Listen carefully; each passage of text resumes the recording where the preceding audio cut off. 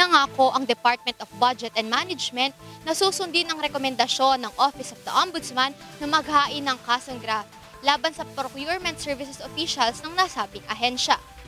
Nirekomenda ng Office of the Ombudsman na kasuhan ng graft ang dating PSDBM officials at Pharmaly Pharmaceutical Corporation dahil sa mga alegasyon sa kanilang anomalous contacts noong COVID-19 pandemic.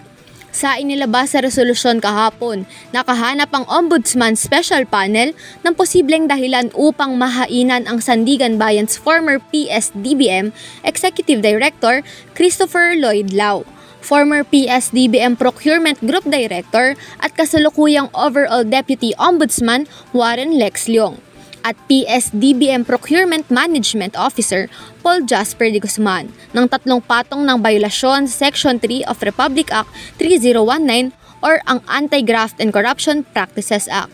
Kasabay nito ay hahainan rin ang Pharmaly officials kaugnay ng 4 bilyong government purchase sa mga RT-PCR test kits galing sa Pharmaly. Patuloy pa rin ang pag-aaral ng Office of the Ombudsman sa kaso na inihain laban sa mga dating PSDBM officials at opisyal ng Pharmaly Pharmaceuticals kung maaari itong itaas sa kaso ng plunder. Para sa EuroTV News, Angelica Galvez, sumasaludo sa bawat Pilipino.